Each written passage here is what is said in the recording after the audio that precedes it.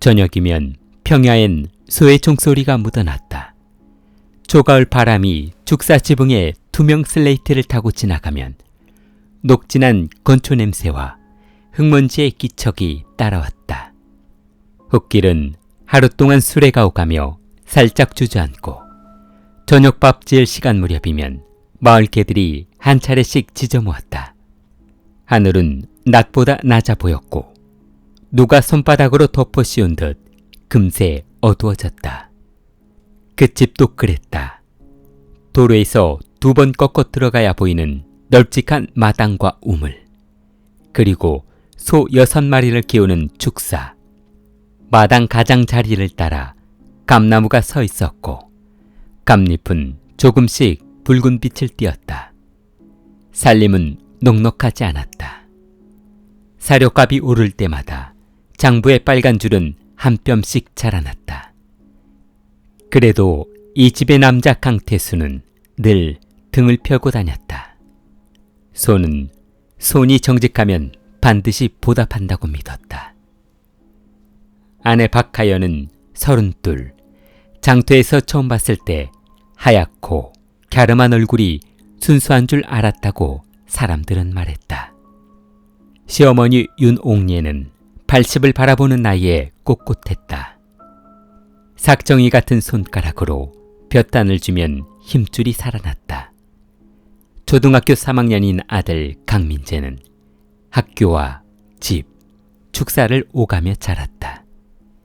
그 집의 시간표는 소의 판추처럼 규칙적이었고 그 규칙은 누구에게는 삶이었고 누구에게는 굴레였다.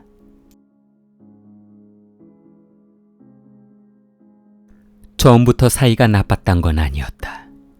아니, 겉보기에는 더더욱 하연은 결혼 내내 시어머니에게 어머니를 분명하게 붙였다. 밥상에는 국그릇이 먼저 올라왔고 수저는 얼음부터 들었다. 마을 잔치에도 교회 추수감사에도 하연은 빠지지 않고 나갔다. 다만 그 모든 예의 한켠에 얇은 금이 있었다. 옥례는 때로 그 금을 쿡 찔렀다. 그 집, 예전에도 쌀이 떨어지면 이웃집에 꾸러 다녔지. 우리 태수 곱게 키웠는데. 그 말은 장터 사람들 사이에서 은근히 윙윙 돌다가 어느 날 부엌까지 들어왔다. 부엌에 냄비가 끓는 것처럼 말도 서서히 끓었다. 하연은 그 말을 늘어놓지 않았다. 태수의 작업복을 2번 빨고 손이 트도록 욕실을 문질렀다. 새벽에 일어나 물을 끓이며 장부를 다시 확인했다. 빨간 줄, 파란 줄, 끊긴 줄. 돈은 너무 솔직해서 숨을 곳이 없었다.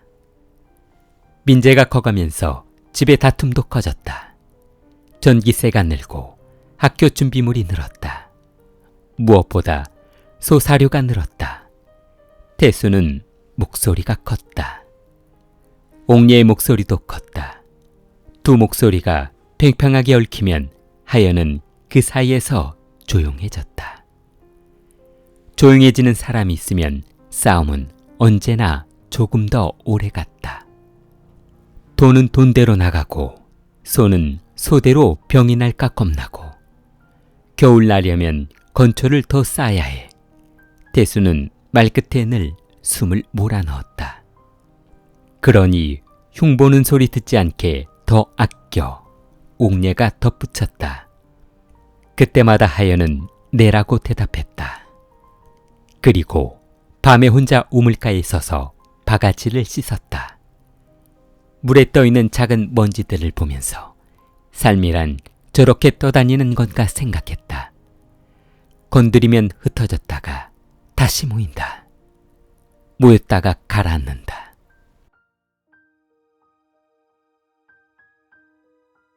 어느 해 여름, 옥례가 냄비를 불에 올려놓고 걸레를 짜러 나갔다가 냄비를 잃어버린 일이 있었다. 국이 바닥에 늘어붙어 타는 냄새가 마당까지 나갔다. 그날 이후로 자주 물건이 제자리에 있지 않았다. 작은 약통이 쌀독 뒤에서 나오고 장독대의 뚜껑이 한두 개씩 어긋나 있었다. 옥내는 자꾸 소리를 높였다. 내가 언제 그랬니? 내가 어떻게 살림을 해왔는데. 하연은 처음엔 그냥 어머니를 도왔다. 냄비를 옮기고 약을 챙기고 물병에 아침, 점심, 저녁이라고 스티커를 붙였다.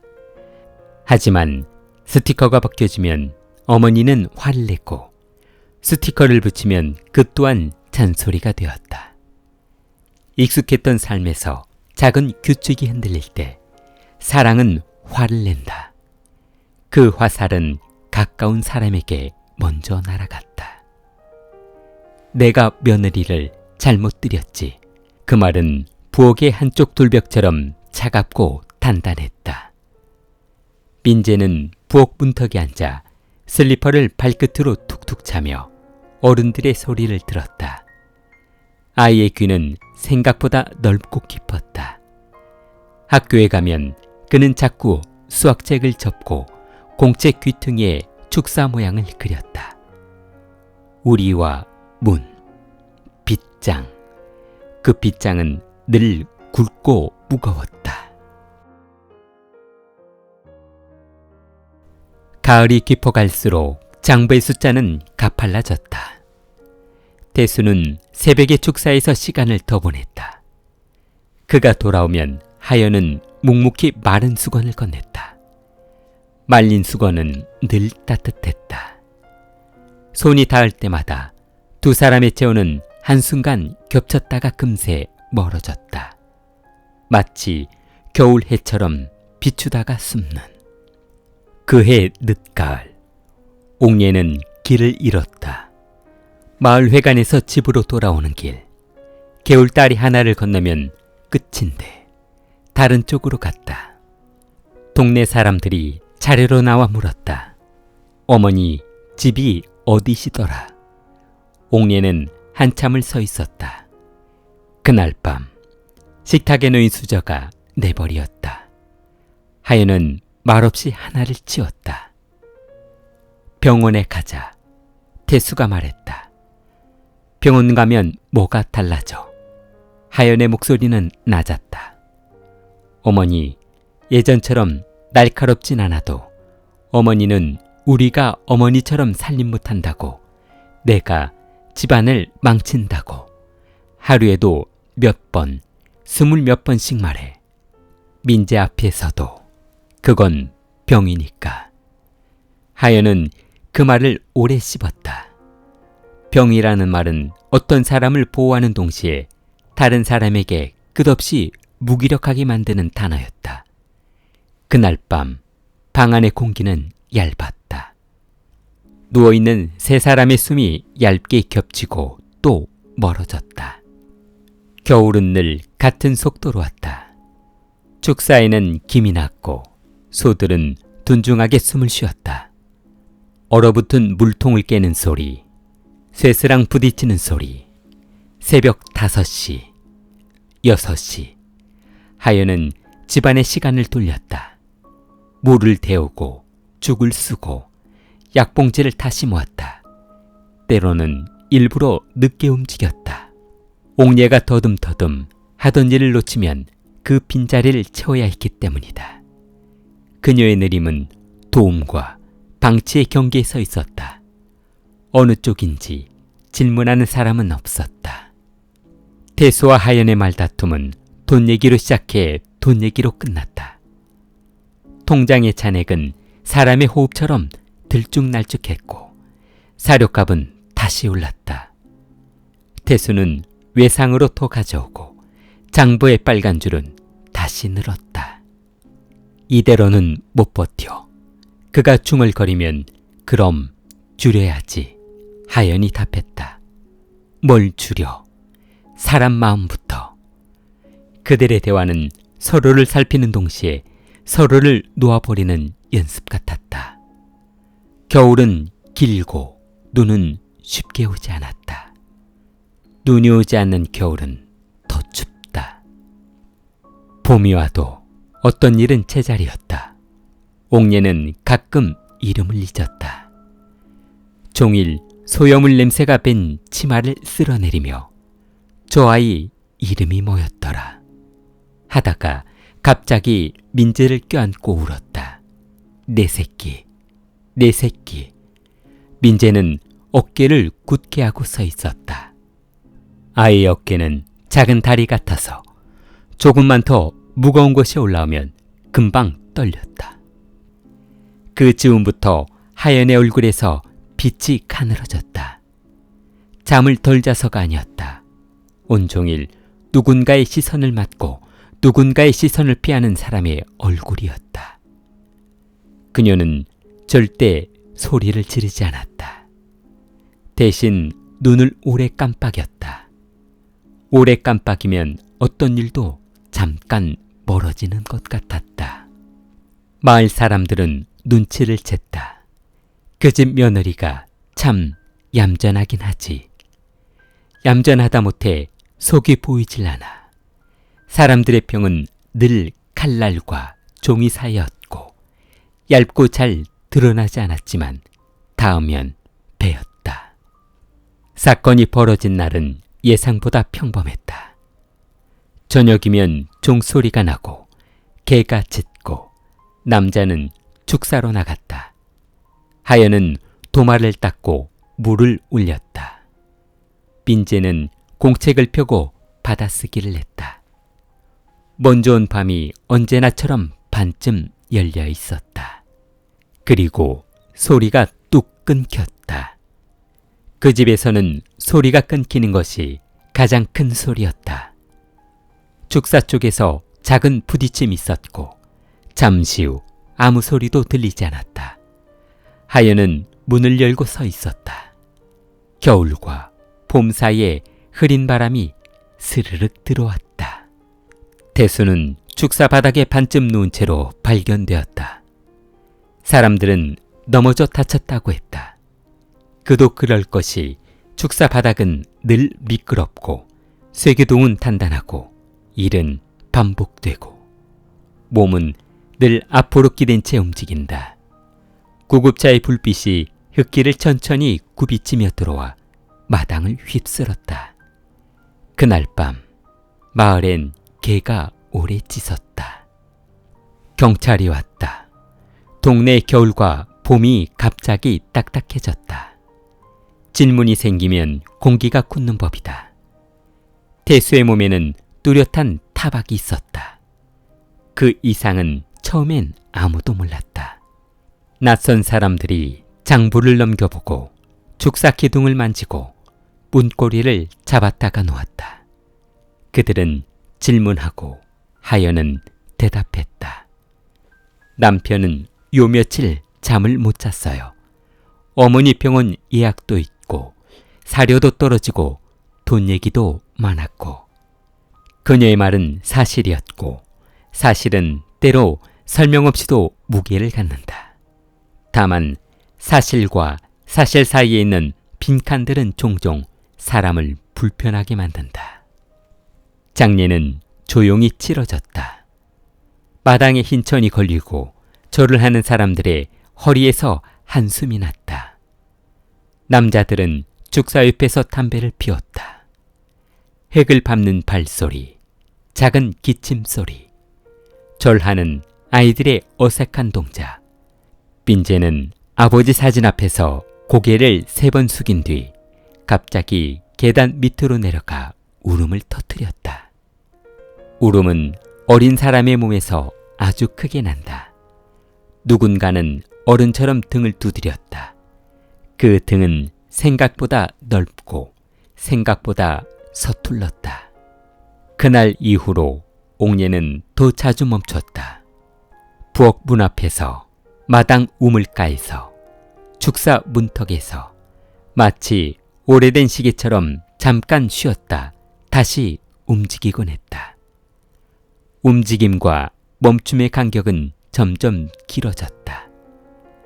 그녀의 손은 더 가벼워졌고 말은 더 느려졌다. 그리고 어느 날부터인가 약봉지가 자꾸 비어 있었다. 약을 먹었는지 안 먹었는지 모를 때가 많았다. 하연은 표정을 거의 만들지 않았다. 빈 그릇을 씻고 마른 걸레를 접고 가끔 안방문을 닫았다. 봄은 더 자랐다. 마당의 감나무에 작은 초록이 돋기 시작했다. 우물가에 자주 앉아있던 이웃 김씨가 어느 날 말했다. 사람이 고단하면 눈이 먼저 닿는 법이야. 하연은 그 말을 괜히 오래 생각했다. 눈이 먼저 닳아 없어지는 사람들의 얼굴을 떠올렸다. 그리고 밤이 되면 아주 천천히 집안에 불을 껐다. 불이 꺼지면 사람이 어디쯤 서 있는지 뚜렷해지는 때가 있다. 경찰이 다시 왔다. 태수의 죽음이 너무 빨랐다고 했다. 넘어짐이라 하기에는 남아있는 작은 흔적들이 설명되지 않는다고. 그들은 축사의 문을 열었다 닫았다. 빗장, 손잡이, 발자국. 발자국은 하나였고 손잡이는 닦인 흔적이 있었다. 그런 것들이 모이면 설명되지 않는 것들이 줄어든다. 대신 다른 질문이 생긴다. 그날 밤 하연은 조용히 방에 앉아 있었다. 손바닥을 무릎 위에 올리고 손금의 길이를 천천히 더듬었다. 손금은 이미 정해진 것 같지만 사실은 보는 사람마다 다르게 읽는 모양이었다. 그녀는 아주 작은 소리로 말했다. 살아야 했어요. 어느 날 저녁 옥녀가 마당에 탁자를 끌어내고 앉았다. 해는 낮고 바람은 약했다. 그녀는 앞치마 주머니에서 무엇인가를 꺼냈다가 다시 넣었다. 그건 예전부터 들고 다니던 작은 열쇠 꾸러미였다. 헛간, 축사, 장독대, 헛간의 안에 작은 자물쇠. 그녀는 그것들 중 하나를 만지작거렸다. 손끝의 감각이 희미해져가는 사람은 종종 열쇠를 오래 잡는다. 어머니, 안에 들어가 계세요. 바람이 차요. 하연의 목소리는 끄듬을 낮게 깔았다. 난 내가 싫다. 옥녀는 조용히 말했다. 나도요. 그럼 왜? 살려면 서로 견뎌야죠. 두 사람 사이의 바람은 작고 오래였다. 민재는 방 안에서 받아쓰기 공책을 덮고 몰래 창문 틈으로 그들을 보았다.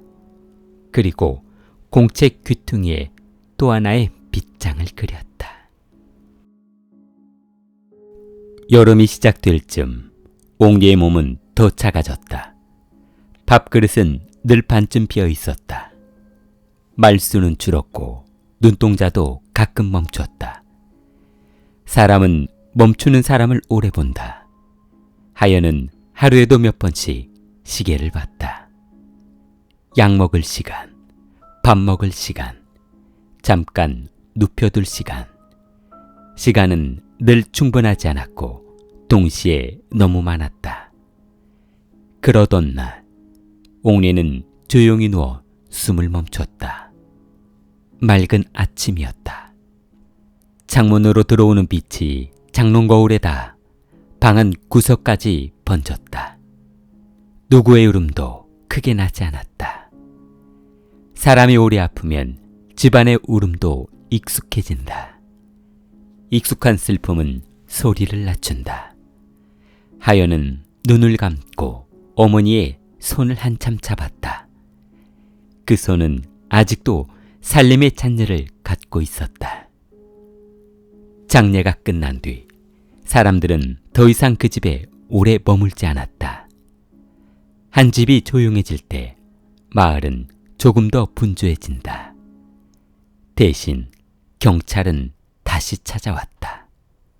이번엔 노트 몇 권과 영수증을 가져갔다. 누구도 몰랐던 작은 기록들. 약국에서 산 것, 산 이유가 적힌 메모, 날짜들. 날짜는 사람보다 거짓말을 덜 한다. 조사는 길었다. 사건은 늘 시간과 싸운다. 처음엔 간단히 보였던 일들이 그 시간 속에서 뒤늦게 모양을 갖는다. 축사에 남은 희미한 얼룩, 지워진 손잡이의 흔적, 장부의 메모. 하연의 손글씨는 반듯했다. 반듯한 글씨로 된 애매한 문장들은 읽는 사람을 오래 잡아두었다. 살림을 지키려면 어떤 것들은 내려놓아야 한다. 노트 한 귀퉁이에 그렇게 적혀 있었다. 누구든 그렇게 적을 수 있는 문장. 하지만 그 문장이 적힌 날짜, 그리고 이어지는 기록들이 문제였다. 체온이 떨어지려면 얼마나 걸리는지, 사람의 숨이 잦아들면 어떤 소리가 나는지, 바닥이 미끄러우면 어디를 잡아야 하는지, 그런 것들이 모여 있었다. 자세한 방법은 없었지만 질문을 낳기에 충분한 단서들이었다. 그녀는 끝내 조사를 피하지 못했다. 마을 회관 앞에서 이장은 담배를 돌리며 말했다. 사람이 사람에게 기댄다는 게 때로는 가장 무서운 일이야. 누구도 대꾸하지 않았다. 여름 기온이 세차게 올라오는 날이었다. 재판은 도시에서 열렸다. 하연은 그날 머리를 단정하게 묶고 민재의 사진에 든 작은 지갑을 품에 넣었다. 판사의 목소리는 담담했고 변호사는 서류를 넘겼다. 기록과 기록 사이의 빈칸에 대해 담론은 오갔다. 의도가 있었는지 없었는지, 도움과 방치의 경계를 어떻게 구분할 것인지, 넘어짐과 미끄러짐 사이의 차이는 무엇인지. 하연은 온종일 말이 없었다. 말 대신 그녀의 눈동자가 오갔다. 문장과 문장, 사람과 사람, 문과 창. 그녀는 마지막 진술에서 짧게 말했다. 저는 살고 싶었습니다. 아이와 저, 그리고 집.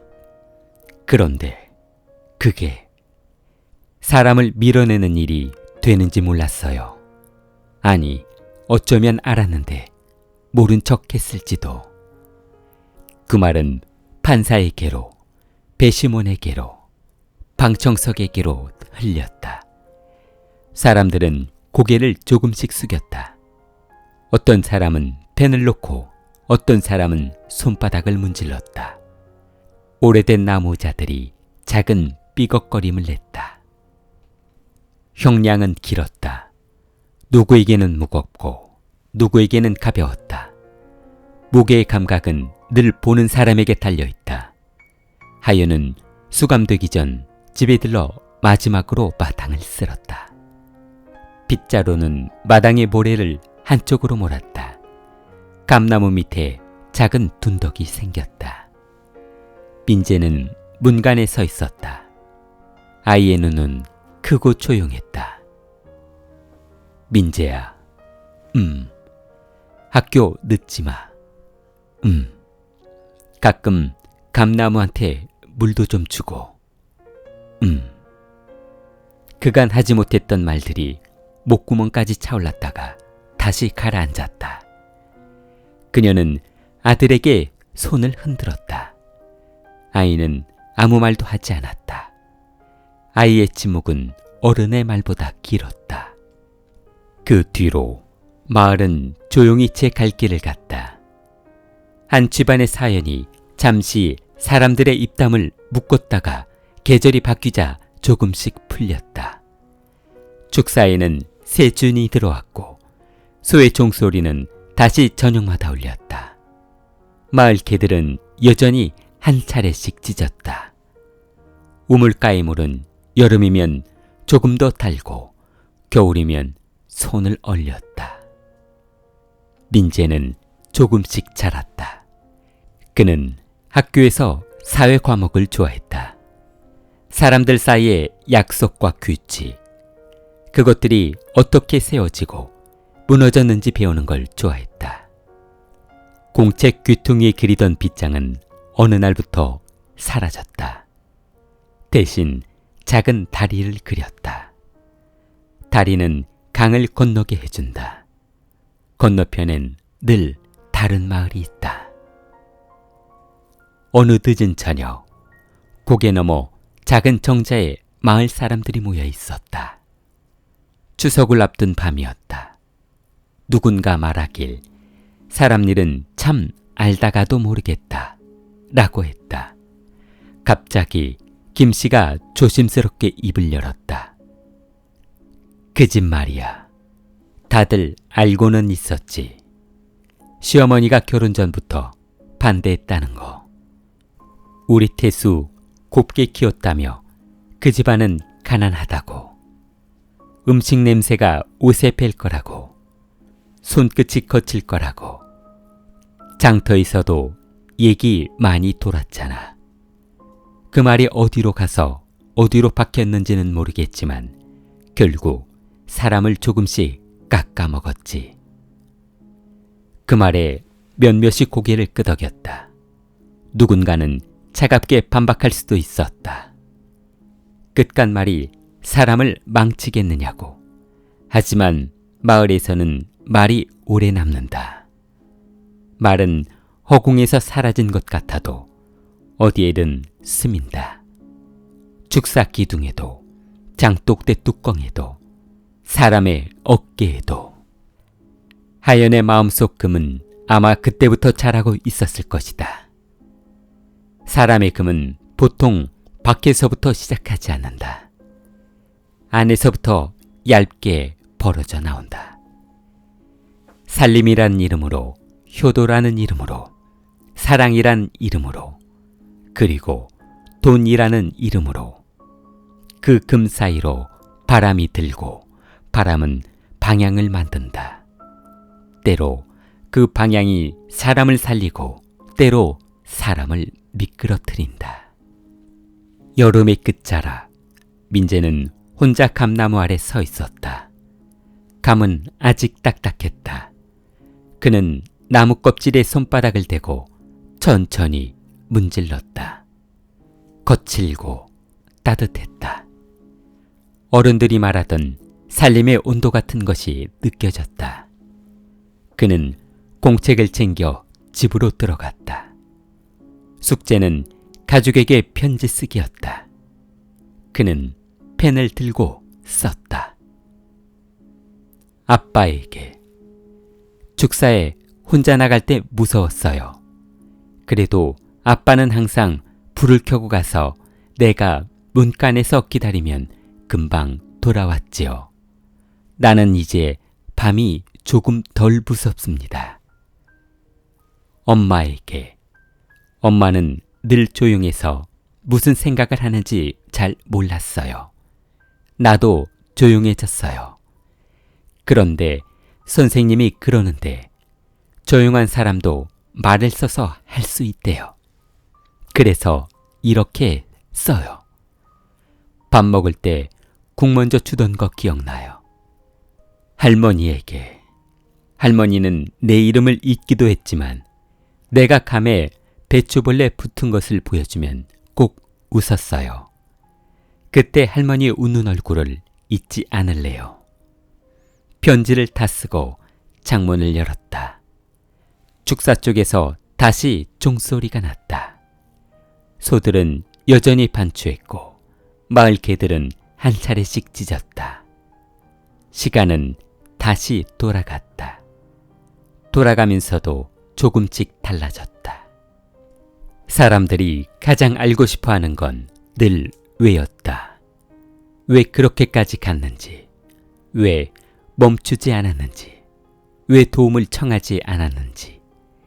그러나 어떤 왜는 답이 아니라 여럿의 조각으로 이루어져 있다. 결혼 전부터 시작된 말의 조각. 살림과 효도의 조각. 돈과 빛의 조각, 아픔과 방치의 조각, 그리고 침묵의 조각. 그 조각들이 시간이 지나며 서로 맞물리고 때로는 어긋나고 끝내는 하나의 무게를 만든다. 그 무게가 어떤 사람을 제자리로 끌어당기고 또 어떤 사람을 기우뚱하게 만든다. 하연의 이야기는 그 무게 위에 선 사람이 오래 버티다가 잘못된 방향으로 발을 내디딘 기록이었다. 발 아래가 미끄러울 때 사람은 손을 뻗는다. 그 손이 누구를 밀었는지, 누구를 붙들지 않았는지 기록은 말해준다. 그리고 그 기록이 남긴 자리는 오래 비어있다. 밤이 깊으면 소의 숨소리가 더 뚜렷해진다.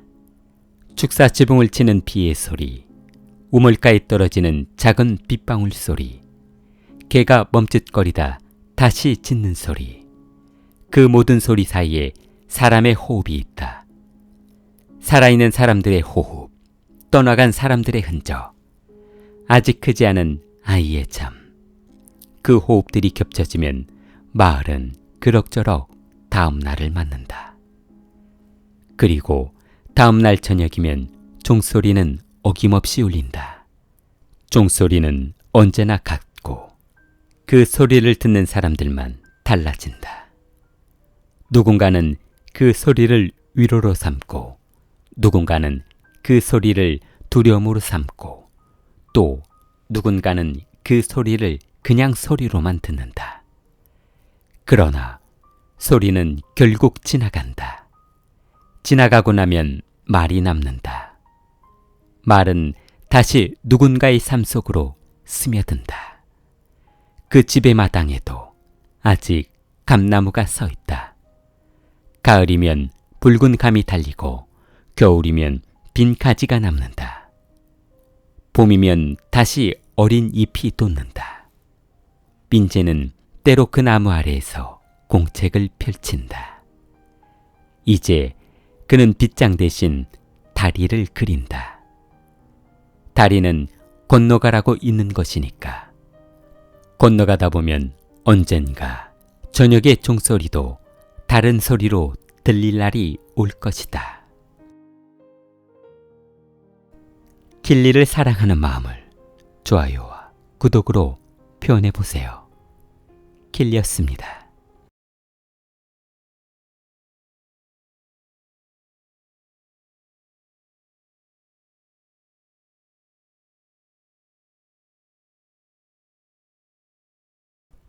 (1982년) 초여름 나가노현의 산골 마을은 여전히 1950년대 공기를 품고 있었다. 아침이면 논두렁에 물 한 개가 피어올랐고 저녁이면 공회당 앞에서 아이들의 웃음소리가 울렸다. 그러나 그 평화는 6월 13일 아침 깨져버렸다. 마을 남쪽 숲속을 따라 흐르는 개울가에서 땅울을 베던 농부가 이상한 냄새를 맡았다. 썩은 흙냄새와 뒤섞인 짙은 피비린내였다. 농부는 나무 더미를 치우다 푸른색 작업복 한 자락을 보았다. 순간 심장이 철컥 내려앉았다. 그곳에는 30대 남자의 시체가 쓰러져 있었는데 얼굴은 물에 잠겨 있었고 뒤통수에는 둔기로 얻어맞은 듯한 깊은 상처가 있었다.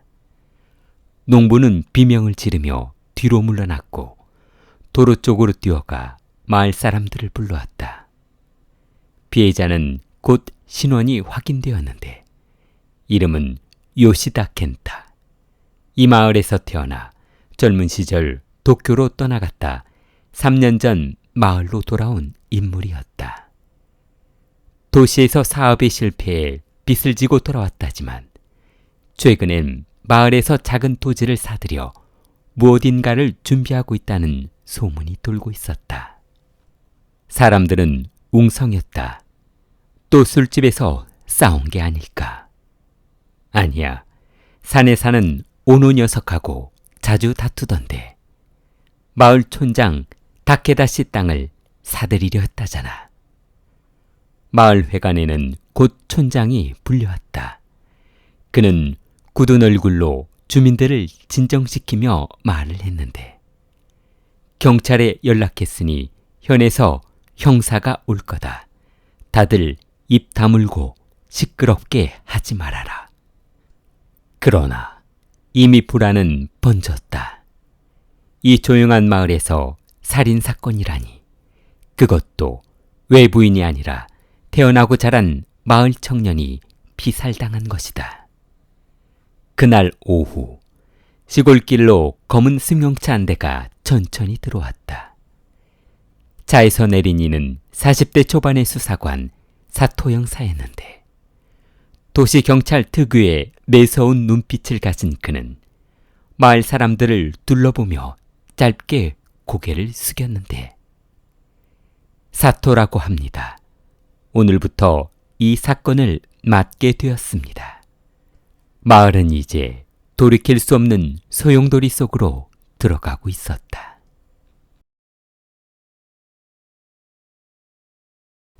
사토 형사는 우선 시체가 발견된 개울가를 다시 찾았다. 이미 현 경찰의 감식반이 와서 사진을 찍고 있었지만 그는 직접 현장을 밟아야 직성이 풀리는 성격이었다. 개울 옆 진흙 위에는 희미하게 신발 자국이 찍혀 있었다.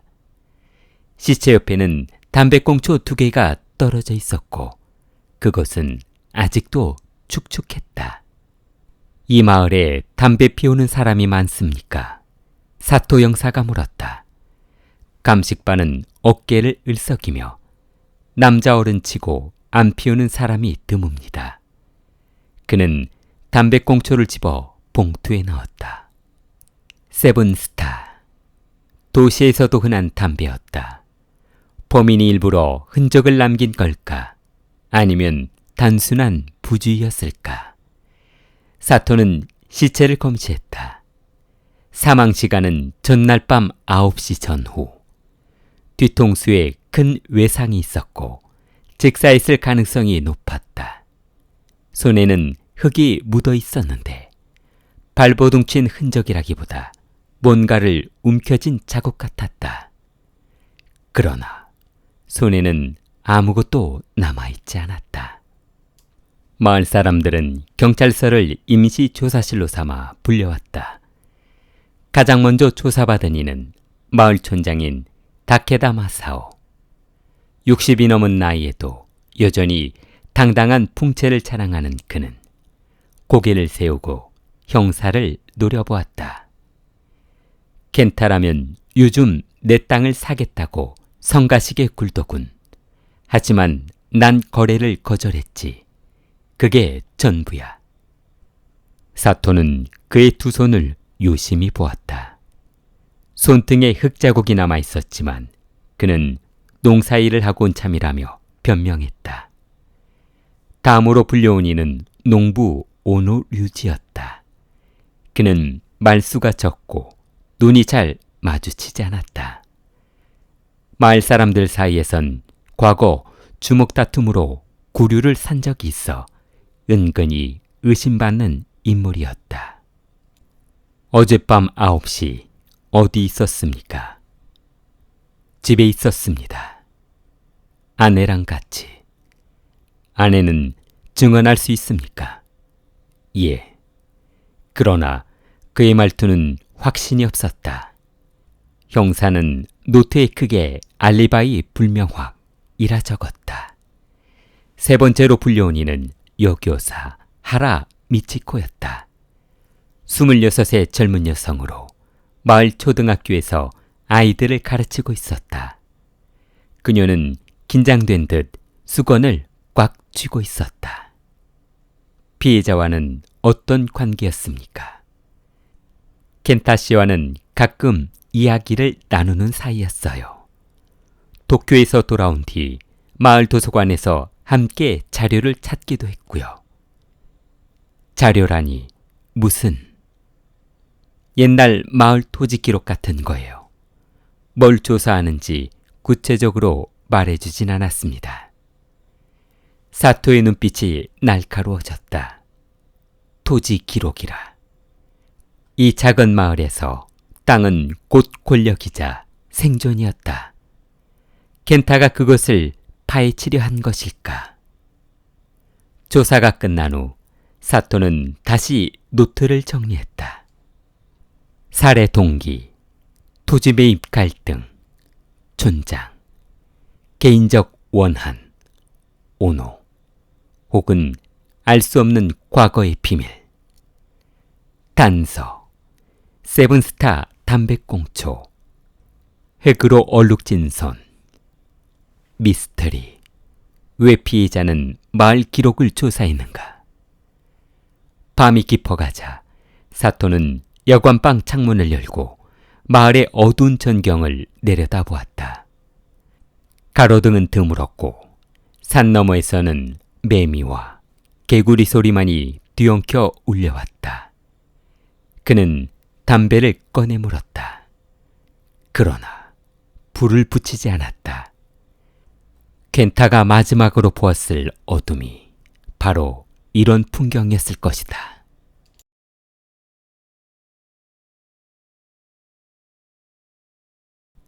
다음 날 아침, 마을 회관 앞에는 촌장 다케타이 트럭이 서 있었다. 짐칸에는 낡은 삽과 갈퀴, 들쑥한 마대자루가 보였다. 사토 형사는 눈길만 보내고 지나쳤다. 사람은 자신이 감춘 것을 가장 먼저 치우려 든다. 치운다는 동작 자체가 이미 힌트였다. 경찰서로 오노류지가 다시 불려왔다. 그의 아내가 동석하자 사토는 두 사람 사이의 시선을 지켜보았다. 서로를 믿는 눈이 아니라 서로가 틀리지만 같은 말을 외워온 사람의 눈빛이었다. 어젯밤 9시 이후에 두 분은 무엇을 하셨습니까? 아내가 먼저 입을 열었다. 남편은 집에 있었습니다. 라디오를 들었어요. 8시 뉴스가 끝나고 농업 상담 프로그램이 시작할 즈음. 9시 15분이요. 사토가 바로 잡았다. 그 프로그램은 매주 수요일 9시 15분에 시작합니다. 그런데 어제는 화요일이었죠. 아내 손등이 굳었다. 오노가 고개를 떨구며 미안하다. 사토가 고개를 기울이며 미안하다고 말할 대상이 누구인지부터 정하죠. 아내인지 아니면 죽은 사람인지. 오노는 조금 있다가 낮게 말했다. 밤에 산에 갔습니다. 멧돼지 울음소리가 나서 함정틀을 봐야 했습니다. 개울 방향입니까? 네. 하지만 시체를 보진 못했습니다. 담배는 피우시죠? 예. 사토는 봉투에서 담배꽁초 사진을 꺼내 보였다. 세븐스타. 이 마을에서 파는 담배가 몇 종류 안 되니 단서로서는 약하군요. 그는 사진을 보여주며 그래도 담배꽁초가 2개 중 1개는 아직 불씨가 남았고 하나는 거의 다 탔습니다. 2 사람이었을 가능성이 높습니다. 오노가 입을 다물자 아내가 그의 팔을 꼭 쥐었다. 사토는 오노를 돌려보내고 학교로 향했다. 교실 창밖으로 벽실을 논에 옮겨 심는 어른들의 어깨가 보였다. 하라마치코는 빈 교무실에서 사토를 맞았다. 책상 위에는 지도 몇 장이 펼쳐져 있었다. 대장과 지적도의 낡은 사본이었다. 요시다 씨가 찾던 자료가 바로 이겁니까? 네, 시청 기록 보관소에서 복사해 온 겁니다. 1948년과 1950년 사이의 토지 분할 기록이에요. 사토는 겹쳐진 지도를 들어 빛에 비춰보았다. 같은 마을을 그렸는데 경계선이 조금씩 다르다. 48년 판에는 공동창고 부지가 없고 50년판에는 생겨 있었다.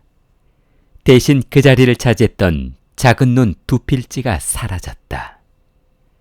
창고는 언제 찌었죠? 1950년에요.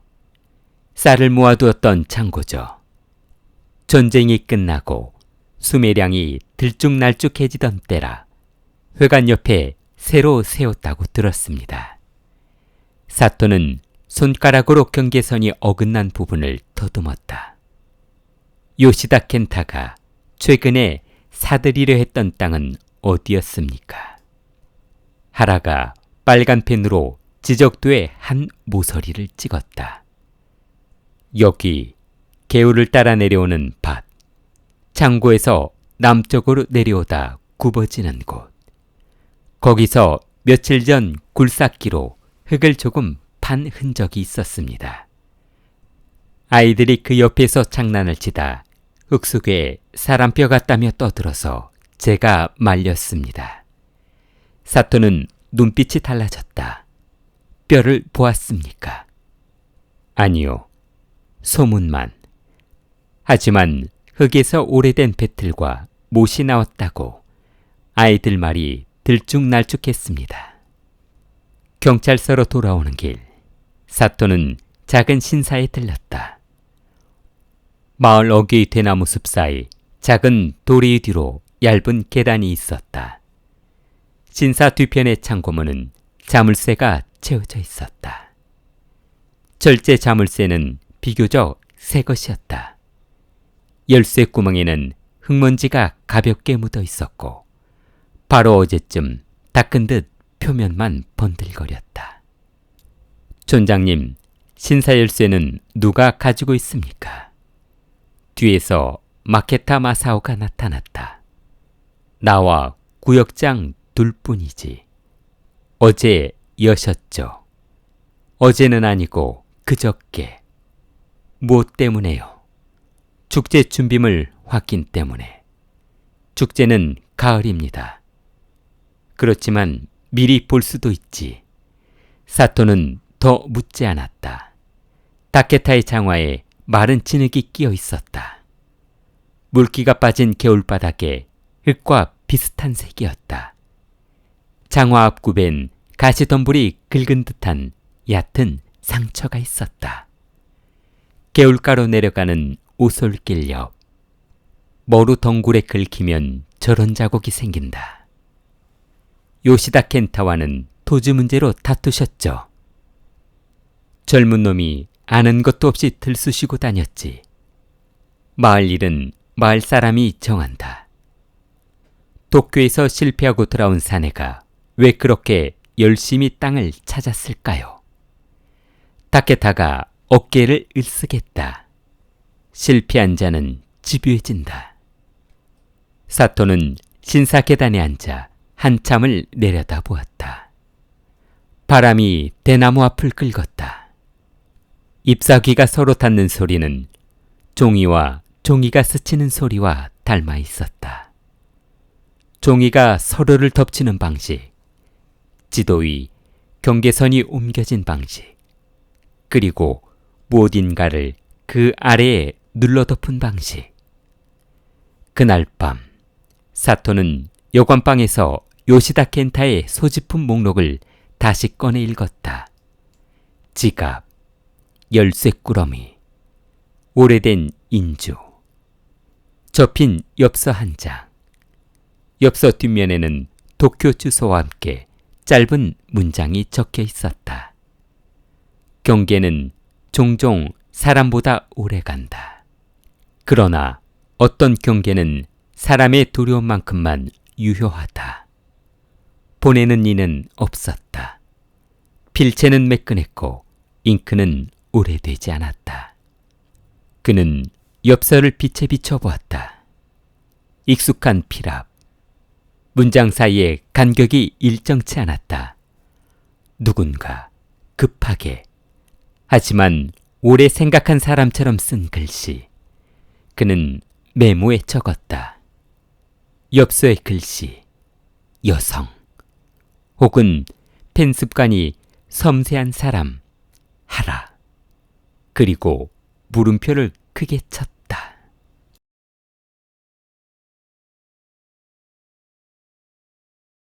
이튿날 아침, 사토는 하라 마치코를 다시 부르자 그녀는 책을 한 권 들고 나타났다.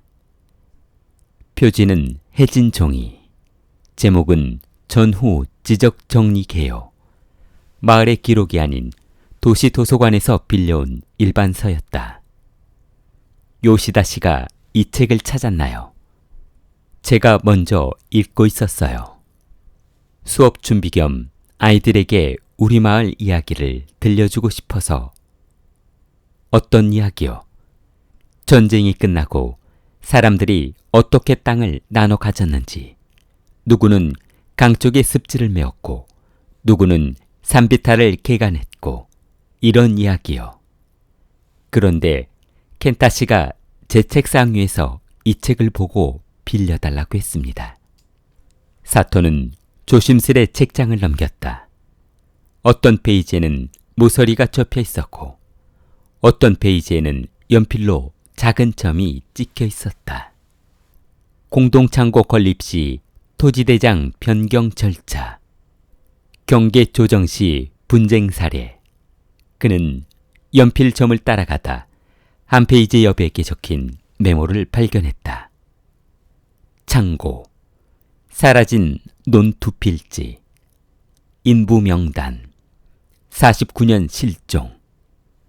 필체는 엽서에 그것과 같았다. 누가 썼습니까? 하라가 표정을 바꾸지 않은 채 말했다. 저예요. 실종은 누구죠? 우리 할머니가 자주 하던 말이에요. 전쟁이 끝나고 바로 다음에 마을에서 젊은 남자가 하나 사라졌다고. 이름이 요시다 타다오, 켄타 씨의 아버지예요. 사토는 책을 덮었다. 그 이야기는 켄타 씨에게 했습니까? 네, 처음엔 그냥 옛날 이야기처럼. 그런데 켄타 씨가 너무 진지해졌습니다. 사람들은 아버지가 도쿄로 나가서 새 가정을 꾸렸다고 했지만 그는 죽었을지도 모른다고 생각했어요. 어디에서, 어떻게. 그래서 창고 기록을 뒤지고 지도를 겹쳐보았죠. 그 과정에 당신이 있었습니까? 하라는 망설였다.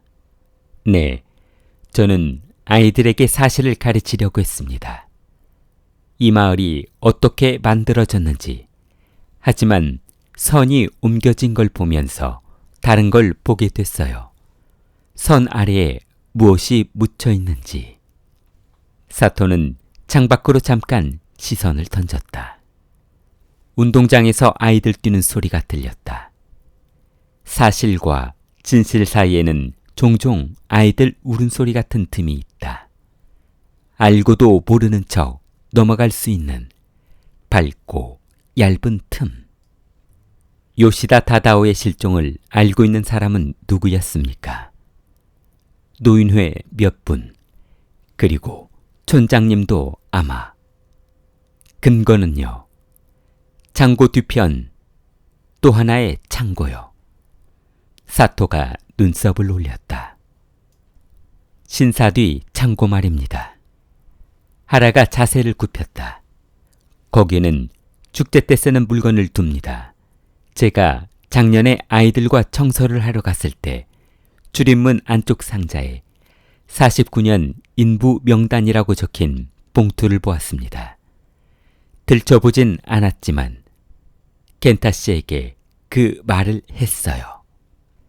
사토는 자리에서 일어났다. 같이 갑시다. 신사 뒤 창고는 예전보다 더 조용했다. 사토가 촌장을 불렀다. 타케다는 길을 가지고 왔다. 열쇠가 도는 소리, 상자 뚜껑이 열리는 냄새, 오래된 집, 포대의 먼지. 사토는 장갑을 끼고 문서라고 적힌 상자를 꺼냈다. 상자 안에는 엽서, 계산서, 축제 준비 명세서가 뒤섞여 있었다. 그리고 구석에 갈색 종이 봉투 하나, 흐린 글씨로 공동창고 1950년 인부. 사토가 봉투를 뜯었다. 안에는 반장 명부, 지급된 삭, 인부 리스트가 적힌 종이가 들어있었다. 이름 몇 개 위에 연필로 X자로 표시가 돼 있었다. 그중 하나, 오노류지의 아버지 이름, 그리고 맨 아래 요시다 다다오, 외부 인부, 지급 보류라는 메모가 붉은 펜으로 적혀 있었다. 지급 보류 옆에는 짧은 주석, 분쟁 발생, 처리 요망. 무슨 분쟁이었죠, 촌장님? 다케다의 목을대가 고였다. 그때 나는 아직 어렸어. 촌장이 아니었죠. 하지만 그 자리에 있었을 겁니다. 다케다는 한숨을 내쉬었다. 창고를 짓기 위해 논2 필지를 합쳤다. 주인이 불분명했지. 전쟁통에 서류가 타버리고 사람들은 서로 자기 거라고 우겼다. 다다오는 화를 냈다. 삭을 받지 못해 화를 냈고 자기 몫이라고 주장하며 창고터를 파헤쳤다. 밤에 술을 마시고 그리고 사라졌다. 사라지게 했습니까? 다케타는 곧장 대답하지 못했다. 눈동자가 잠깐 흔들렸다. 그 순간의 흔들림에 사토는 어젯밤 장화의 긁힘과 같은 무늬를 보았다. 나는 말릴 수 없었다. 그날 밤 어른들이 모였고 다음 날 아침 창고 기초공사가 더 깊어졌지. 그게 내가 본 전부다. 기초 아래에 무엇이 묻혔습니까? 다케다는 입술을 씹었다. 대답 대신 창고 밖으로 걸어나갔다. 사토가 뒤를 이었다. 대나무 잎이 바람에 눌렸다가 일어났다. 사람의 고개가 낮아졌다가 올라가는 것처럼. 사토는 다케타에게 가서 길을 건네받으며 조용히 말했다. 이제야 이해가 됩니다. 요시다 켄타는 아버지를 찾으려 했고 선이 옮겨진 자리를 봤다. 당신은 그를 말렸고 오노는 밤길에 그를 봤다. 둘은 개울가에서 실랑이를 벌였겠죠. 담배를 피웠고 한 대의 꽁초는 불씨가 남았고 또 다른 하나는 거의 다 탔습니다. 그리고 누군가는 둔기로 켄타를 내리쳤다. 오노가 그랬다는 겁니까? 오노는 겁이 많습니다. 그는 자신이 본 것을 감추려 했지만 사람을 쓰러뜨릴 만큼 크게 휘두르는 성격은 아닙니다. 그럼 누가? 사토는 고개를 조금 기울였다. 누군가 선을 지키려 한 사람, 선의 아래를 본 자를 못 견디는 사람, 그리고 열쇠를 가진 사람, 밤중에 창고문을 열 수 있는 사람, 어젯밤에도 축제 준비라며 신사창고를 봤던 사람. 다케타가 눈을 지켜 세웠다. 내가 범인이라고. 사토는 곧장 그렇다고 하지 않았다. 그의 일이란 그렇다고 말하기 전 모든 조합을 실제의 질감으로 대보는 일이다. 다케타 씨, 당신 손에 난 흠집, 개울가 모루덩굴에서 긁힌 흔적과 비슷합니다. 당신의 장화에 묻은 진흙, 검정에 가까운 옅은 회색, 겨울바다 극의 색과 일치합니다. 그리고 당신은 켄타가 봤던 자리에서 나온 것을 봤습니다. 무엇이 나왔습니까? 다케다는 숨을 내쉴 때마다 어깨가 상하로 움직였다. 나온 것은 뼈였지. 작은, 하얀, 사람의 것 같았다. 하지만 확신할 수 없었다. 확신하길 원하지 않았겠죠. 그렇다. 다케타는 고개를 숙였다. 확신하면 마을이 무너진다. 사토는 봉투를 다시 접어 상자에 넣었다. 마을은 비밀로 세워지지 않았습니다. 비밀은 집의 기둥이 아니라 그늘일 뿐이니까요. 그늘만으로는 서 있을 수 없습니다. 그는 하라에게 고개를 돌렸다. 하라 씨, 당신은 왜 엽서에 그런 문장을 썼습니까? 경계는 사람보다 오래 간다. 하라는 작게 웃었다. 아이들에게 말하려고 했던 문장입니다. 선이 사람의 마음을 규정하는 것 같지만 사실은 사람들이 선을 만들거든요. 그게 무너지면 사람들이 무너지는 줄 압니다. 그래서 모든 선을 더 두껍게 그리는 거예요. 사토는 고개를 끄덕였다. 그리고 어떤 사람은 선 아래를 파죠. 그는 경찰서로 돌아가 감식반과 함께 공동창고 주변 정밀 수색 영장을 신청했다. 오후가 기울 무렵 창고 뒤편 기초 가까운 흙이 조심스럽게 거쳐나갔다. 삼날이 무엇을 스치며 깡하고 낮게 울렸다. 흙이 더 거치자 녹슨 목과 부서진 토기 조각 사이로 하얀 곡선 하나가 드러났다. 사람의 척골. 그 아래로 두개골 조각, 오래된 천의 부스러기, 그리고 낡은 목재 인조함. 표면에는 희미하게 요시다라는 성이 음각되어 있었다. 사토는 숨을 길게 내쉬었다. 주변의 바람이 그의 폐 깊숙이 들어왔다 나갔다. 땅이 숨을 고르는 소리 같았다. 그는 조심스럽게 인주함을 열었다. 안에는 오래 굳은 인주와 작은 도장이 있었다. 도장의 옆면엔 다다오 두 글자가 손끝으로 읽혔다. 사토는 빈 봉투를 꺼내 도장을 넣었다. 그리고 마음속에 적었다. 요시다 다다오, 여기 있다.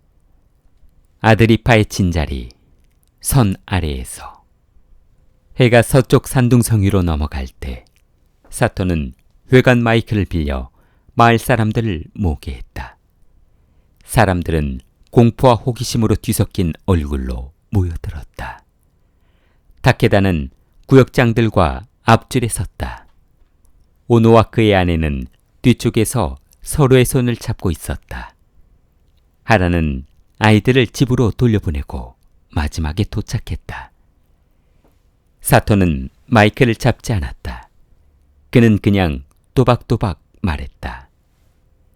장곡 기초에서 사람의 유해가 나왔습니다. 신원은 아직 확인 중이지만 오래된 인주함과 도장이 함께 발견되었습니다. 요시다라는 이름이 새겨져 있었습니다. 사람들 사이에서 작은 웅성거림이 파도처럼 올라왔다 꺼졌다. 어떤 이는 고개를 숙였고 어떤 이는 하늘을 올려다보았다. 사토는 그 표정 하나하나를 눈에 담았다. 오래 미뤄둔 고백의 표정들이었다. 그는 마지막으로 다케타를 보았다. 이제 필요한 건 대답입니다.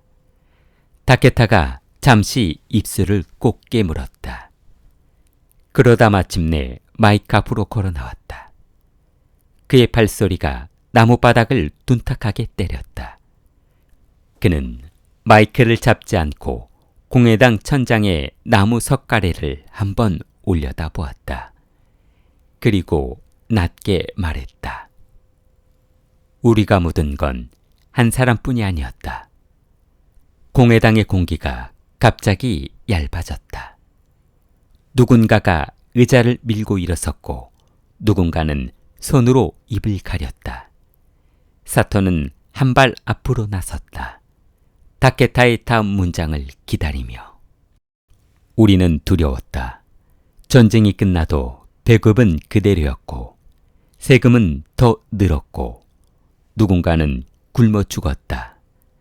다다오는 술을 마시고 폭력적이었으며 창고 짓는 돈을 요구했고 너희가 내 땅을 훔쳤다고 밤마다 소리를 질렀다.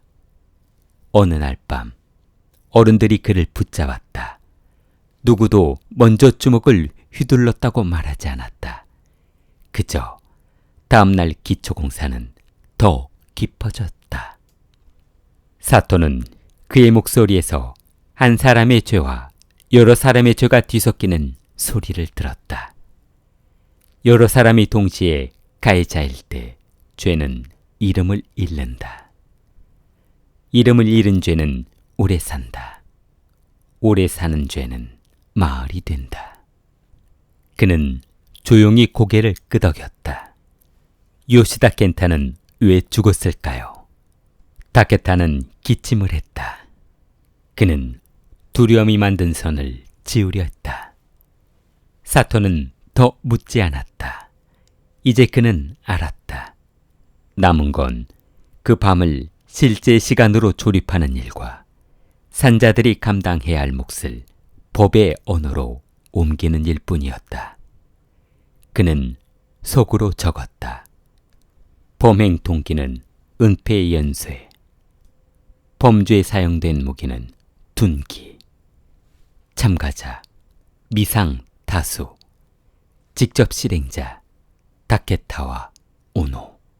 혹은 제3자. 해가 완전히 졌다. 공회당 바깥으로 나가면 골목길에 가로등 불이 한두 개 켜 있을 것이다. 그 불 아래에서 누군가는 담배를 피우고 누군가는 고개를 숙일 것이다.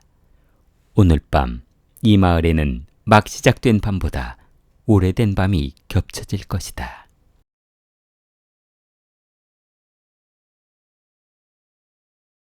공회당의 공기는 여전히 무겁게 내려앉아 있었다. 다케타 촌장이 우리가 묻은 건 한 사람뿐이 아니었다 라고 고백을 했을 때 마을 사람들은 서로의 얼굴을 확인했다. 모두가 알았거나 어렴풋이 눈치채고 있었던 비밀이었다. 하지만 입 밖으로 꺼내는 순간 그것은 전설이 아니라 증언이 되었다. 사토 형사는 사람들의 동요가 가라앉기를 기다렸다. 그리고 차분히 물었다. 그렇다면 요시다 켄타를 죽인 건 누굽니까? 잠시 침묵이 흘렀다. 바닥에 놓인 의자의 다리만이 삐걱 소리를 냈다. 그때 한 사람이 앞으로 걸어 나왔다. 농부 오노 류지였다.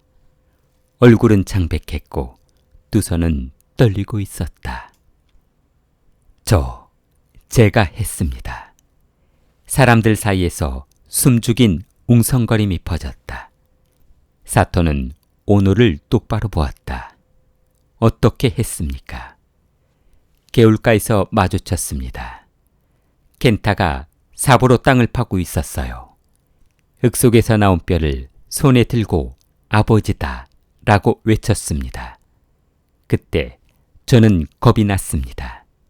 그가 경찰에 알리면 우리 집안이, 마을이 다 무너진다고 생각했습니다. 그는 고개를 떨군 채 계속 말했다. 우리는 이미 오래전부터 공범이었습니다. 제 아버지가 그날 밤 거기에 있었으니까요.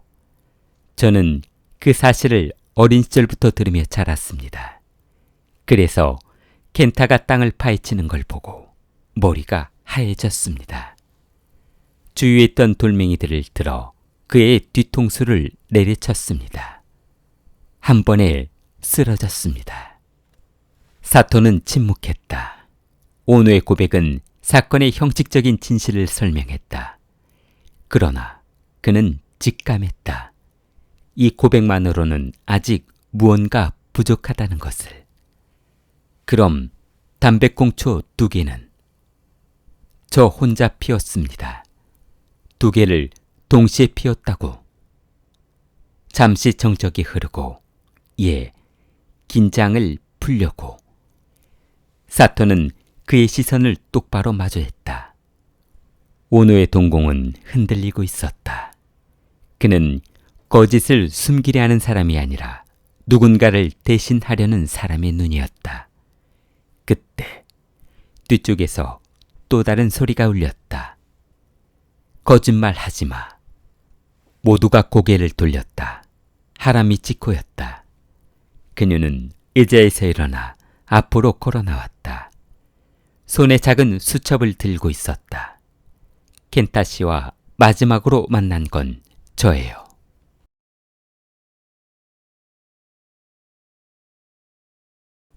사토의 시선이 하라에게 옮겨졌다. 그녀의 얼굴은 창백했지만 목소리는 단호했다. 그날 밤 저는 켄타 씨와 함께 있었습니다. 그는 저에게 아버지의 유고를 찾겠다라고 말했습니다. 저는 말렸습니다. 하지만 그는 개울가에서 삽질을 멈추지 않았습니다. 순간 오노치가 나타났고 우리 셋은 말다툼을 했습니다. 사토가 물었다. 그리고 갑자기 뒤에서 촌장님이 나타났습니다. 순간 회관은 얼어붙었다. 타케타는 눈을 감았다. 하라는 떨리는 숨을 몰아쉬며 계속했다. 촌장님은 둔기를 들고 계셨습니다. 켄타 씨가 손에 쥔 뼈를 치우라고 고함을 질렀습니다. 켄타 씨가 이건 제 아버지다. 감출 수 없다라고 소리치자 촌장님은 그를 내리쳤습니다. 저는 비명을 질렀고 오노치는 그 자리에 얼어붙었습니다. 그 뒤 촌장님은 우리에게 말했습니다. 이건 모두를 위한 일이야. 입을 다물어라. 사토는 조용히 고개를 끄덕였다. 오노가 고백한 것은 자신이 범인이라는 허위 고백이었다. 그는 평생 마을의 죄를 등에 지고 살아온 집안의 아들이었고 마을을 위해 아버지를 위해 자신이 죄를 대신 떠안으려 했던 것이다. 사토는 타케타를 향해 물었다. 맞습니까? 타케타는 천천히 고개를 들었다.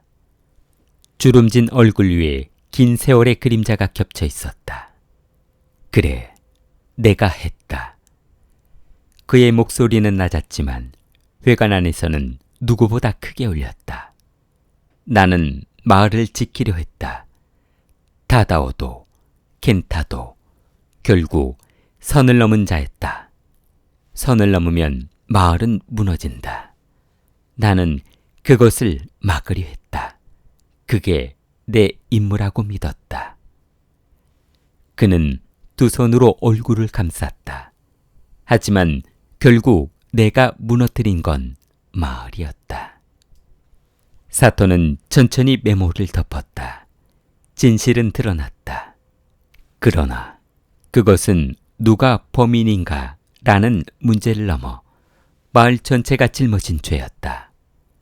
며칠 후 타케다는 체포되었다. 오노는 방조 혐의로 하라는 참고인으로 조사를 받았다. 유해는 정식으로 발굴되어 요시다 타다오와 관련이 있는지 감정에 붙여졌다. 마을은 깊은 침묵 속에 빠졌고 공회당 앞에서 놀던 아이들은 더 이상 그곳에서 뛰놀지 않았다. 사람들은 서로 눈을 마주치지 않았고 비밀이 드러났을 때 오히려 마을은 더 조용해졌다. 사토 영사는 이 사건 기록을 정리하며 마지막 문장을 적었다. 이 사건은 한 사람의 범죄가 아니라 두려움과 침묵이 만든 집단적 범죄다. 선은 경계가 아니라 감옥이었다. 그는 여관을 떠나기 전 신사 뒤편 언덕에 잠시 올랐다. 바람에 대나무 잎이 서로 부딪히며 낮은 울림을 냈다. 마치 땅속에서 아직도 남아있는 목소리처럼.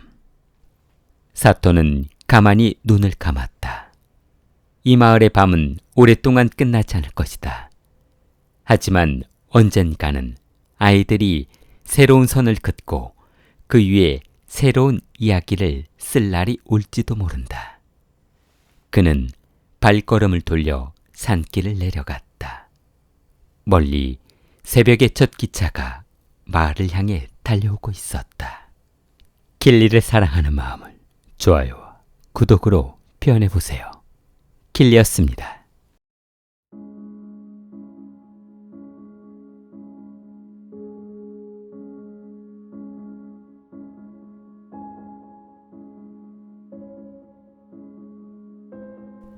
(1982년) 초여름, 나가노현의 산골 마을은 여전히 1950년대 공기를 품고 있었다. 아침이면 논두렁에 물 한 개가 피어올랐고 저녁이면 공회당 앞에서 아이들의 웃음소리가 울렸다. 그러나 그 평화는 6월 13일 아침 깨져버렸다. 마을 남쪽 숲속을 따라 흐르는 개울가에서 땅굴을 베던 농부가 이상한 냄새를 맡았다. 썩은 흙냄새와 뒤섞인 짙은 피비린내였다. 농부는 나무더미를 치우다 푸른색 작업복 한 자락을 보았다. 순간 심장이 철컥 내려앉았다. 그곳에는 30대 남자의 시체가 쓰러져 있었는데 얼굴은 물에 잠겨 있었고 뒤통수에는 둔기로 얻어맞은 듯한 깊은 상처가 있었다. 농부는 비명을 지르며 뒤로 물러났고 도로 쪽으로 뛰어가 마을 사람들을 불러왔다. 피해자는 곧 신원이 확인되었는데 이름은 요시다 켄타. 이 마을에서 태어나 젊은 시절 도쿄로 떠나갔다 3년 전 마을로 돌아온 인물이었다. 도시에서 사업에 실패해 빚을 지고 돌아왔다지만 최근엔 마을에서 작은 토지를 사들여 무엇인가를 준비하고 있다는 소문이 돌고 있었다. 사람들은 웅성했다. 또 술집에서 싸운 게 아닐까? 아니야, 산에 사는 오노 녀석하고 자주 다투던데 마을 촌장 다케다 씨 땅을 사들이려 했다잖아. 마을 회관에는 곧 촌장이 불려왔다. 그는 굳은 얼굴로 주민들을 진정시키며 말을 했는데 경찰에 연락했으니 현에서 형사가 올 거다. 다들 입 다물고 시끄럽게 하지 말아라. 그러나 이미 불안은 번졌다.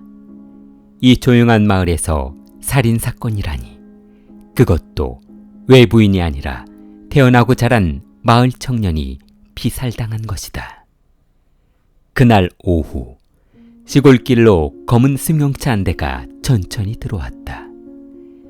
차에서 내린 이는 40대 초반의 수사관 사토 형사였는데 도시경찰 특유의 매서운 눈빛을 가진 그는 마을 사람들을 둘러보며 짧게 고개를 숙였는데 사토라고 합니다.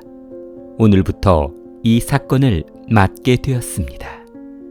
마을은 이제 돌이킬 수 없는 소용돌이 속으로 들어가고 있었다.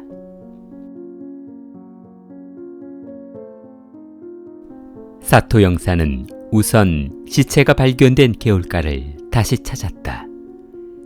이미 현 경찰의 감식반이 와서 사진을 찍고 있었지만 그는 직접 현장을 밟아야 직성이 풀리는 성격이었다. 개울 옆 진흙 위에는 희미하게 신발 자국이 찍혀 있었다. 시체 옆에는 담배꽁초 2개가 떨어져 있었고 그것은 아직도 축축했다. 이 마을에 담배 피우는 사람이 많습니까? 사토 형사가 물었다. 감식반은 어깨를 을썩이며 남자 어른치고 안 피우는 사람이 드뭅니다. 그는 담배꽁초를 집어 봉투에 넣었다. 세븐스타. 도시에서도 흔한 담배였다. 범인이 일부러 흔적을 남긴 걸까? 아니면 단순한 부주의였을까? 사토는 시체를 검시했다. 사망 시간은 전날 밤 9시 전후. 뒤통수에 큰 외상이 있었고 직사했을 가능성이 높았다.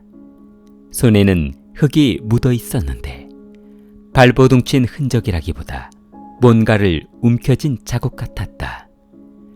그러나 손에는 아무것도 남아있지 않았다. 마을 사람들은 경찰서를 임시 조사실로 삼아 불려왔다. 가장 먼저 조사받은 이는 마을 촌장인 다케다 마사오. 60이 넘은 나이에도 여전히 당당한 풍채를 자랑하는 그는 고개를 세우고 형사를 노려보았다. 켄타라면 요즘 내 땅을 사겠다고 성가시게 굴더군. 하지만 난 거래를 거절했지. 그게 전부야. 사토는 그의 두 손을 유심히 보았다. 손등에 흙자국이 남아 있었지만 그는 농사일을 하고 온 참이라며 변명했다. 다음으로 불려온 이는 농부 오노 류지였다. 그는 말수가 적고 눈이 잘 마주치지 않았다. 마을 사람들 사이에선 과거 주먹 다툼으로 구류를 산 적이 있어 은근히 의심받는 인물이었다. 어젯밤 9시 어디 있었습니까? 집에 있었습니다. 아내랑 같이. 아내는 증언할 수 있습니까? 예. 그러나 그의 말투는 확신이 없었다. 형사는 노트에 크게 알리바이 불명확이라 적었다. 세 번째로 불려온 이는 여교사 하라 미치코였다. 26의 젊은 여성으로 마을 초등학교에서 아이들을 가르치고 있었다. 그녀는 긴장된 듯 수건을 꽉 쥐고 있었다. 피해자와는 어떤 관계였습니까? 켄타 씨와는 가끔 이야기를 나누는 사이였어요. 도쿄에서 돌아온 뒤 마을 도서관에서 함께 자료를 찾기도 했고요. 자료라니 무슨? 옛날 마을 토지 기록 같은 거예요. 뭘 조사하는지 구체적으로 말해주진 않았습니다. 사토의 눈빛이 날카로워졌다. 토지 기록이라. 이 작은 마을에서 땅은 곧 권력이자 생존이었다. 켄타가 그것을 파헤치려 한 것일까? 조사가 끝난 후 사토는 다시 노트를 정리했다. 살해 동기, 토지 매입 갈등, 촌장, 개인적 원한, 오노, 혹은 알 수 없는 과거의 비밀, 단서, 세븐스타 담배꽁초, 획으로 얼룩진 선, 미스터리. 왜 피해자는 마을 기록을 조사했는가? 밤이 깊어가자 사토는 여관방 창문을 열고 마을의 어두운 전경을 내려다보았다. 가로등은 드물었고 산 너머에서는 매미와 개구리 소리만이 뒤엉켜 울려왔다. 그는 담배를 꺼내 물었다. 그러나 불을 붙이지 않았다. 켄타가 마지막으로 보았을 어둠이 바로 이런 풍경이었을 것이다.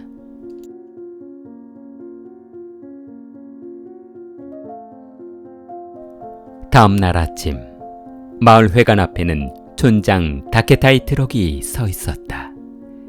짐칸에는 낡은 삽과 갈퀴, 들쑥한 마대자루가 보였다. 사토 형사는 눈길만 보내고 지나쳤다. 사람은 자신이 감춘 것을 가장 먼저 치우려 든다. 치운다는 동작 자체가 이미 힌트였다. 경찰서로 오노류지가 다시 불려왔다. 그의 아내가 동석하자 사토는 두 사람 사이의 시선을 지켜보았다. 서로를 믿는 눈이 아니라 서로가 틀리지만 같은 말을 외워온 사람의 눈빛이었다. 어젯밤 9시 이후에 두 분은 무엇을 하셨습니까? 아내가 먼저 입을 열었다. 남편은 집에 있었습니다.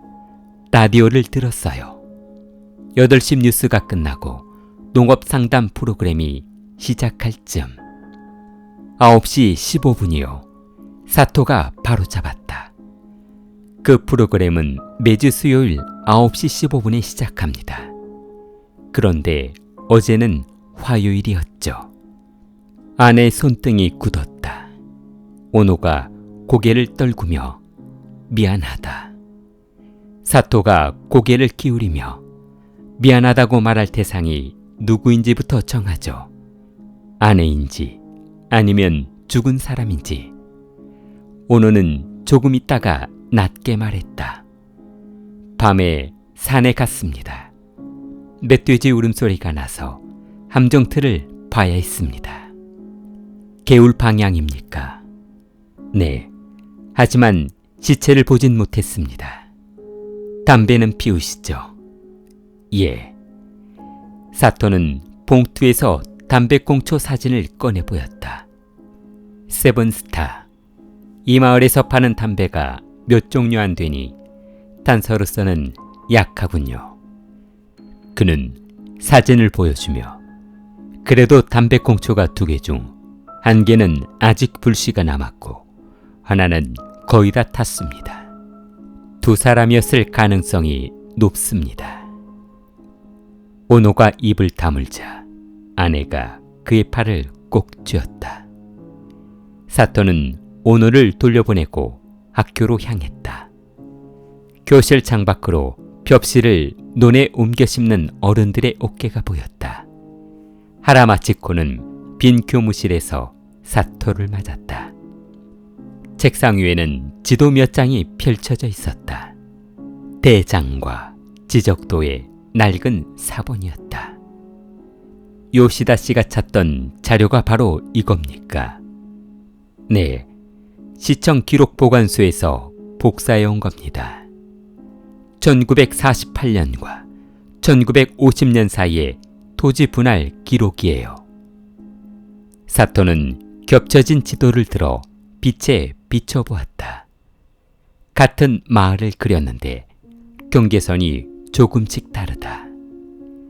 48년판에는 공동창고 부지가 없고 50년판에는 생겨 있었다.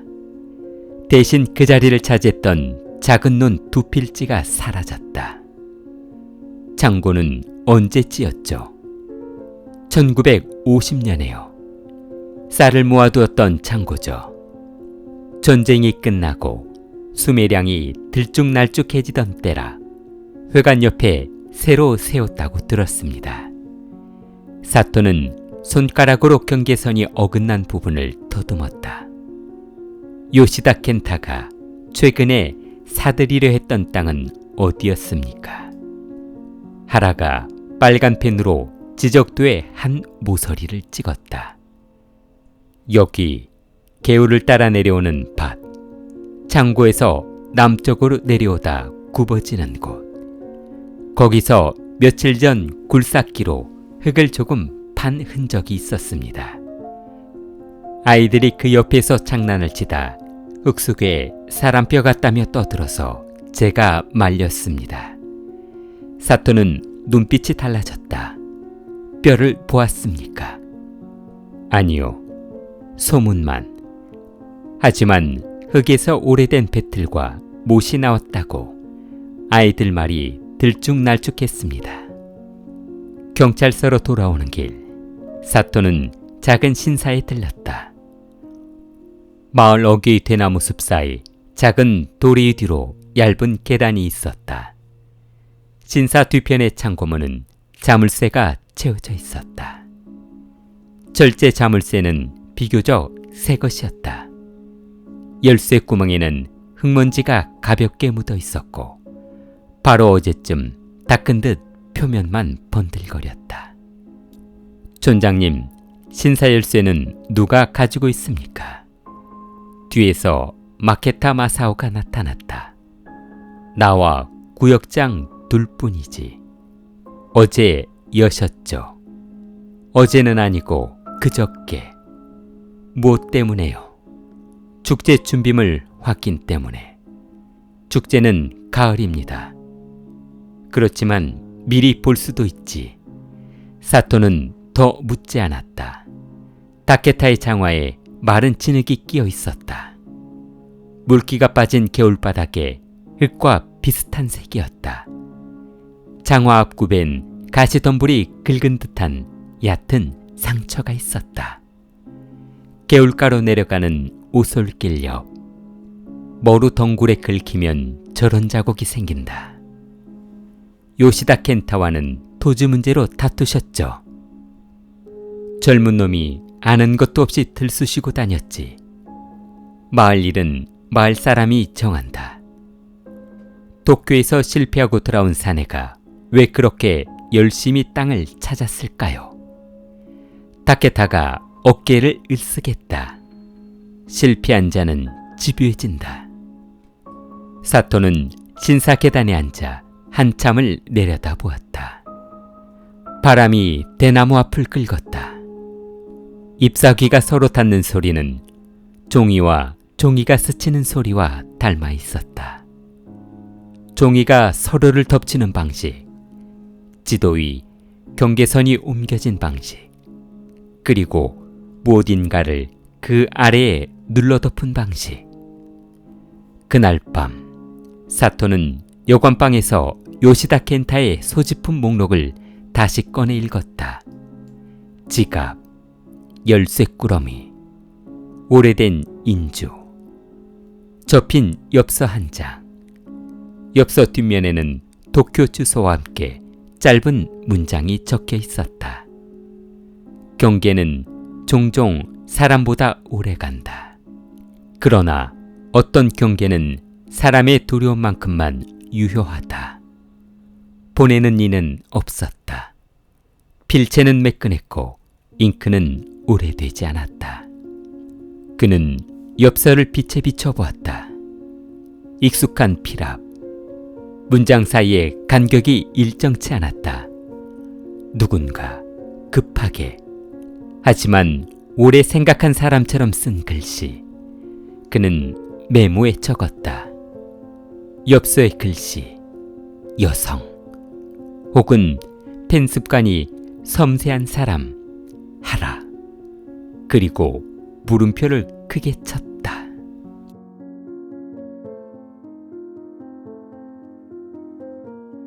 이튿날 아침, 사토는 하라 마치코를 다시 부르자 그녀는 책을 한 권 들고 나타났다. 표지는 해진 종이, 제목은 전후 지적 정리 개요. 마을의 기록이 아닌 도시 도서관에서 빌려온 일반서였다. 요시다 씨가 이 책을 찾았나요? 제가 먼저 읽고 있었어요. 수업 준비 겸 아이들에게 우리 마을 이야기를 들려주고 싶어서. 어떤 이야기요? 전쟁이 끝나고 사람들이 어떻게 땅을 나눠 가졌는지, 누구는 강 쪽에 습지를 메웠고 누구는 산비탈을 개간했고, 이런 이야기요. 그런데 켄타 씨가 제 책상 위에서 이 책을 보고 빌려달라고 했습니다. 사토는 조심스레 책장을 넘겼다. 어떤 페이지에는 모서리가 접혀 있었고 어떤 페이지에는 연필로 작은 점이 찍혀 있었다. 공동창고 건립 시 토지대장 변경 절차, 경계 조정 시 분쟁 사례. 그는 연필점을 따라가다 한 페이지 옆에 적힌 메모를 발견했다.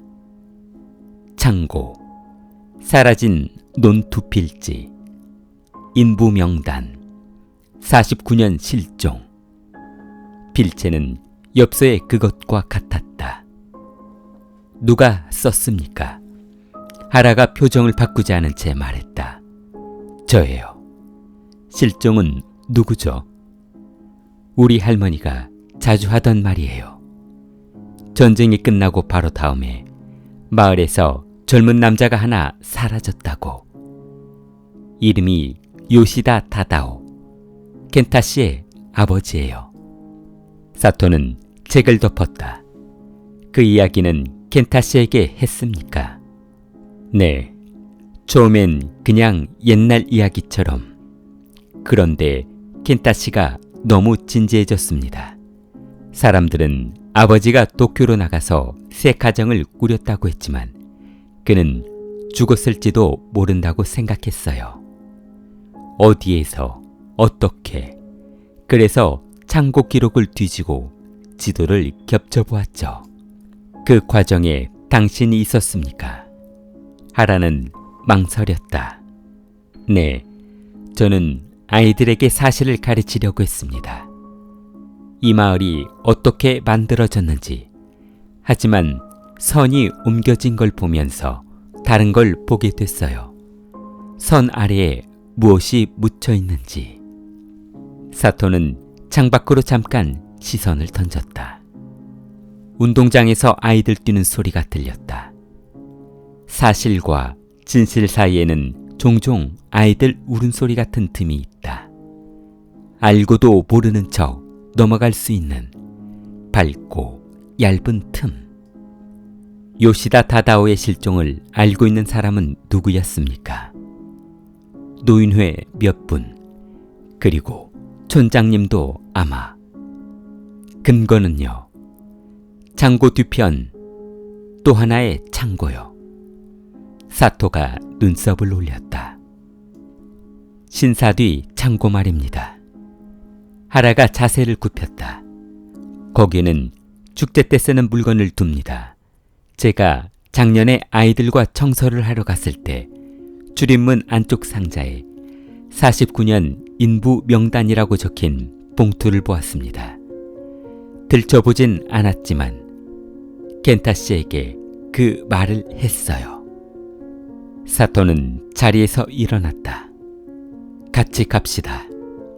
신사 뒤 창고는 예전보다 더 조용했다. 사토가 촌장을 불렀다. 다케다는 길을 가지고 왔다. 열쇠가 도는 소리, 상자 뚜껑이 열리는 냄새, 오래된 집, 포대의 먼지. 사토는 장갑을 끼고 문서라고 적힌 상자를 꺼냈다. 상자 안에는 엽서, 계산서, 축제 준비 명세서가 뒤섞여 있었다. 그리고 구석에 갈색 종이 봉투 하나, 흐린 글씨로 공동창고 1950년 인부. 사토가 봉투를 뜯었다. 안에는 반장 명부, 지급된 삭, 인부 리스트가 적힌 종이가 들어있었다. 이름 몇 개 위에 연필로 X자로 표시가 돼 있었다. 그중 하나, 오노류지의 아버지 이름, 그리고 맨 아래 요시다 다다오, 외부 인부, 지급 보류라는 메모가 붉은 펜으로 적혀 있었다. 지급 보류 옆에는 짧은 주석, 분쟁 발생, 처리 요망. 무슨 분쟁이었죠, 촌장님? 다케다의 목을때가 고였다. 그때 나는 아직 어렸어. 촌장이 아니었죠. 하지만 그 자리에 있었을 겁니다. 다케다는 한숨을 내쉬었다. 창고를 짓기 위해 논 두 필지를 합쳤다. 주인이 불분명했지. 전쟁통에 서류가 타버리고 사람들은 서로 자기 거라고 우겼다. 다다오는 화를 냈다. 삭을 받지 못해 화를 냈고 자기 몫이라고 주장하며 창고터를 파헤쳤다. 밤에 술을 마시고 그리고 사라졌다. 사라지게 했습니까? 다케다는 곧장 대답하지 못했다. 눈동자가 잠깐 흔들렸다. 그 순간의 흔들림에 사토는 어젯밤 장화의 긁힘과 같은 무늬를 보았다. 나는 말릴 수 없었다. 그날 밤 어른들이 모였고 다음 날 아침 창고 기초공사가 더 깊어졌지. 그게 내가 본 전부다. 기초 아래에 무엇이 묻혔습니까? 다케다는 입술을 씹었다. 대답 대신 창고 밖으로 걸어나갔다. 사토가 뒤를 이었다. 대나무 잎이 바람에 눌렸다가 일어났다. 사람의 고개가 낮아졌다가 올라가는 것처럼. 사토는 타케타에게 가서 길을 건네받으며 조용히 말했다. 이제야 이해가 됩니다. 요시다 켄타는 아버지를 찾으려 했고 선이 옮겨진 자리를 봤다. 당신은 그를 말렸고 오노는 밤길에 그를 봤다. 둘은 개울가에서 실랑이를 벌였겠죠. 담배를 피웠고 한 대의 꽁초는 불씨가 남았고 또 다른 하나는 거의 다 탔습니다. 그리고 누군가는 둔기로 켄타를 내리쳤다. 오노가 그랬다는 겁니까? 오노는 겁이 많습니다. 그는 자신이 본 것을 감추려 했지만 사람을 쓰러뜨릴 만큼 크게 휘두르는 성격은 아닙니다. 그럼 누가? 사토는 고개를 조금 기울였다. 누군가 선을 지키려 한 사람, 선의 아래를 본 자를 못 견디는 사람, 그리고 열쇠를 가진 사람, 밤중에 창고문을 열 수 있는 사람, 어젯밤에도 축제 준비라며 신사창고를 봤던 사람. 타케타가 눈을 지켜 세웠다. 내가 범인이라고. 사토는 곧장 그렇다고 하지 않았다. 그의 일이란 그렇다고 말하기 전 모든 조합을 실제의 질감으로 대보는 일이다. 타케타 씨, 당신 손에 난 흠집, 개울가 모루덩굴에서 긁힌 흔적과 비슷합니다. 당신의 장화에 묻은 진흙, 검정에 가까운 옅은 회색, 겨울바다 흙의 색과 일치합니다. 그리고 당신은 켄타가 봤던 자리에서 나온 것을 봤습니다. 무엇이 나왔습니까? 타케다는 숨을 내쉴 때마다 어깨가 상하로 움직였다. 나온 것은 뼈였지. 작은, 하얀, 사람의 것 같았다. 하지만 확신할 수 없었다. 확신하길 원하지 않았겠죠. 그렇다. 타케타는 고개를 숙였다. 확신하면 마을이 무너진다. 사토는 봉투를 다시 접어 상자에 넣었다. 마을은 비밀로 세워지지 않았습니다. 비밀은 집의 기둥이 아니라 그늘일 뿐이니까요. 그늘만으로는 서 있을 수 없습니다. 그는 하라에게 고개를 돌렸다. 하라 씨, 당신은 왜 엽서에 그런 문장을 썼습니까? 경계는 사람보다 오래 간다. 하라는 작게 웃었다. 아이들에게 말하려고 했던 문장입니다. 선이 사람의 마음을 규정하는 것 같지만 사실은 사람들이 선을 만들거든요. 그게 무너지면 사람들이 무너지는 줄 압니다. 그래서 모든 선을 더 두껍게 그리는 거예요. 사토는 고개를 끄덕였다. 그리고 어떤 사람은 선 아래를 파죠. 그는 경찰서로 돌아가 감식반과 함께 공동창고 주변 정밀 수색 영장을 신청했다. 오후가 기울 무렵 창고 뒤편 기초 가까운 흙이 조심스럽게 거쳐나갔다. 삼날이 무엇을 스치며 깡하고 낮게 울렸다. 흙이 더 거치자 녹슨 목과 부서진 토기 조각 사이로 하얀 곡선 하나가 드러났다. 사람의 척골. 그 아래로 두개골 조각, 오래된 천의 부스러기, 그리고 낡은 목재 인조함. 표면에는 희미하게 요시다 라는 성이 음각되어 있었다. 사토는 숨을 길게 내쉬었다. 주변의 바람이 그의 폐 깊숙이 들어왔다 나갔다. 땅이 숨을 고르는 소리 같았다. 그는 조심스럽게 인주함을 열었다. 안에는 오래 굳은 인주와 작은 도장이 있었다.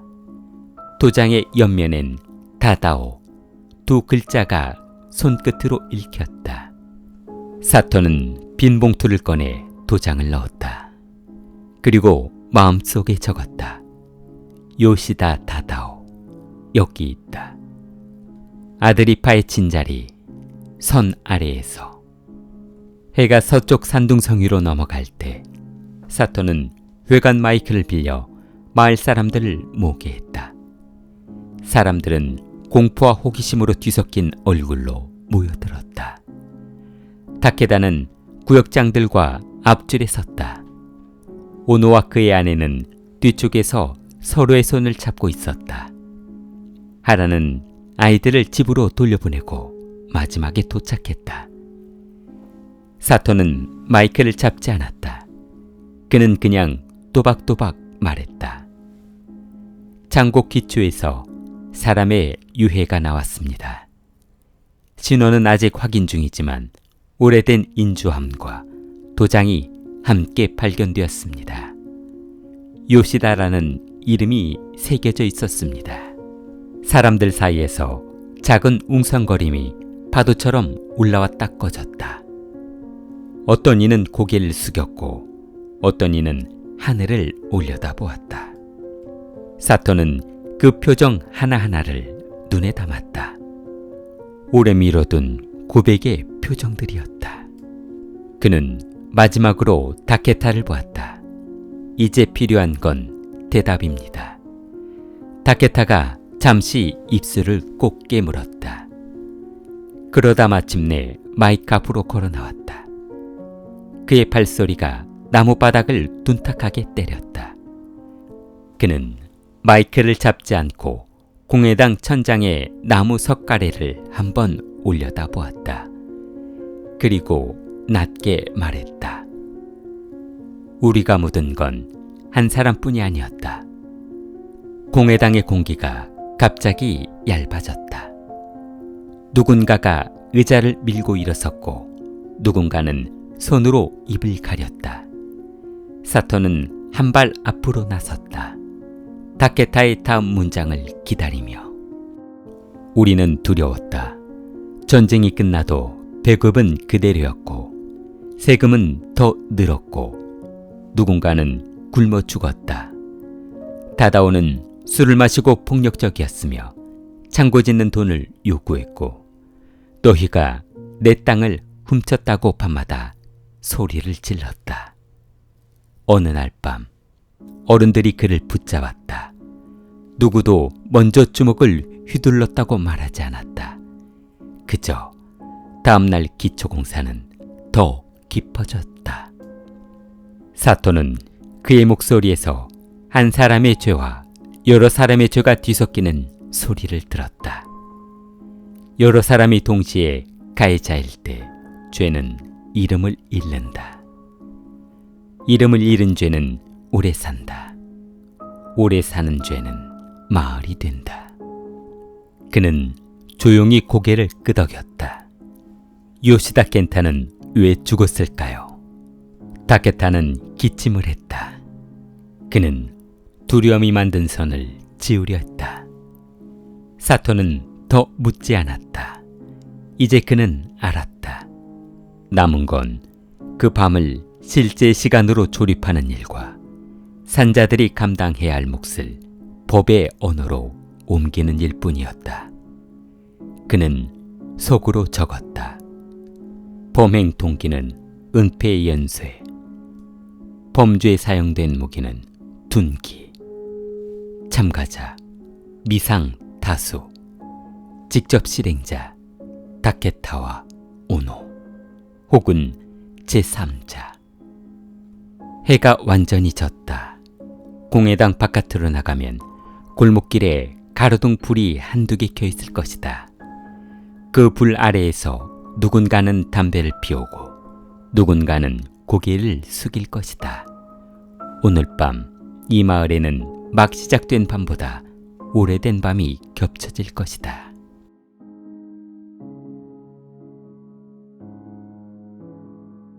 공회당의 공기는 여전히 무겁게 내려앉아 있었다. 다케타 촌장이 우리가 묻은 건 한 사람뿐이 아니었다 라고 고백을 했을 때 마을 사람들은 서로의 얼굴을 확인했다. 모두가 알았거나 어렴풋이 눈치채고 있었던 비밀이었다. 하지만 입 밖으로 꺼내는 순간 그것은 전설이 아니라 증언이 되었다. 사토 형사는 사람들의 동요가 가라앉기를 기다렸다. 그리고 차분히 물었다. 그렇다면 요시다 켄타를 죽인 건 누굽니까? 잠시 침묵이 흘렀다. 바닥에 놓인 의자의 다리만이 삐걱 소리를 냈다. 그때 한 사람이 앞으로 걸어 나왔다. 농부 오노 류지였다. 얼굴은 창백했고 두 손은 떨리고 있었다. 제가 했습니다. 사람들 사이에서 숨죽인 웅성거림이 퍼졌다. 사토는 오노를 똑바로 보았다. 어떻게 했습니까? 개울가에서 마주쳤습니다. 켄타가 삽으로 땅을 파고 있었어요. 흙 속에서 나온 뼈를 손에 들고 아버지다 라고 외쳤습니다. 그때 저는 겁이 났습니다. 그가 경찰에 알리면 우리 집안이, 마을이 다 무너진다고 생각했습니다. 그는 고개를 떨군 채 계속 말했다. 우리는 이미 오래전부터 공범이었습니다. 제 아버지가 그날 밤 거기에 있었으니까요. 저는 그 사실을 어린 시절부터 들으며 자랐습니다. 그래서 켄타가 땅을 파헤치는 걸 보고 머리가 하얘졌습니다. 주위에 있던 돌멩이들을 들어 그의 뒤통수를 내리쳤습니다. 한 번에 쓰러졌습니다. 사토는 침묵했다. 오노의 고백은 사건의 형식적인 진실을 설명했다. 그러나 그는 직감했다. 이 고백만으로는 아직 무언가 부족하다는 것을. 그럼 담배꽁초 2개는?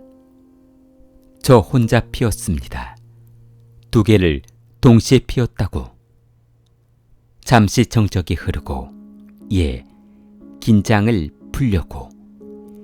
사토는 그의 시선을 똑바로 마주했다. 오노의 동공은 흔들리고 있었다. 그는 거짓을 숨기려 하는 사람이 아니라 누군가를 대신하려는 사람의 눈이었다. 그때 뒤쪽에서 또 다른 소리가 울렸다. 거짓말하지 마. 모두가 고개를 돌렸다. 하라미 치코였다. 그녀는 의자에서 일어나 앞으로 걸어 나왔다. 손에 작은 수첩을 들고 있었다. 켄타 씨와 마지막으로 만난 건 저예요.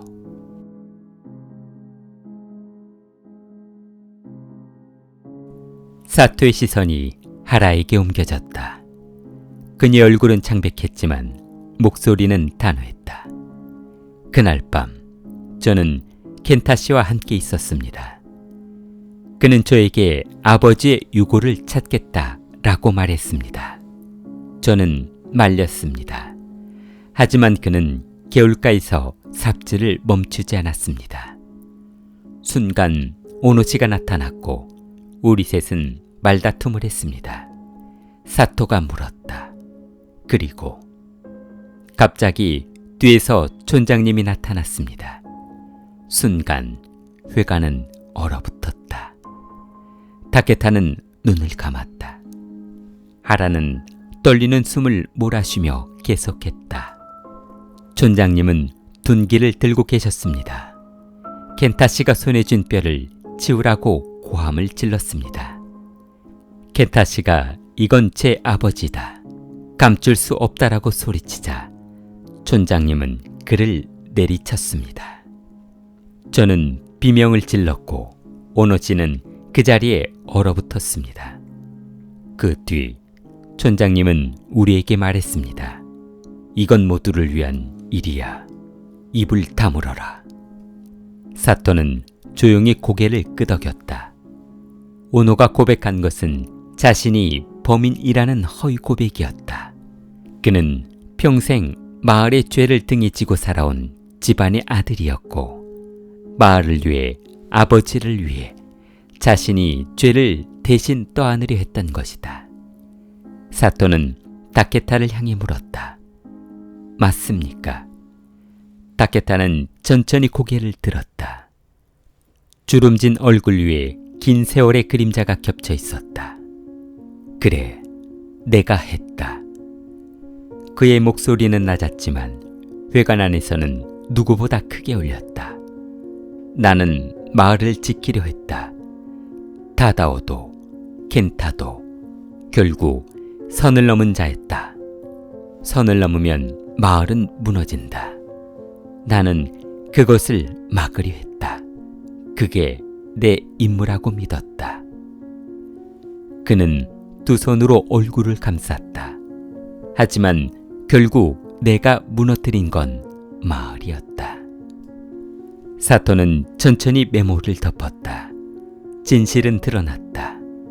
그러나 그것은 누가 범인인가 라는 문제를 넘어 마을 전체가 짊어진 죄였다. 며칠 후 타케다는 체포되었다. 오노는 방조 혐의로 하라는 참고인으로 조사를 받았다. 유해는 정식으로 발굴되어 요시다 타다오와 관련이 있는지 감정에 붙여졌다. 마을은 깊은 침묵 속에 빠졌고 공회당 앞에서 놀던 아이들은 더 이상 그곳에서 뛰놀지 않았다. 사람들은 서로 눈을 마주치지 않았고 비밀이 드러났을 때 오히려 마을은 더 조용해졌다. 사토 영사는 이 사건 기록을 정리하며 마지막 문장을 적었다. 이 사건은 한 사람의 범죄가 아니라 두려움과 침묵이 만든 집단적 범죄다. 선은 경계가 아니라 감옥이었다. 그는 여관을 떠나기 전 신사 뒤편 언덕에 잠시 올랐다. 바람에 대나무 잎이 서로 부딪히며 낮은 울림을 냈다. 마치 땅속에서 아직도 남아있는 목소리처럼.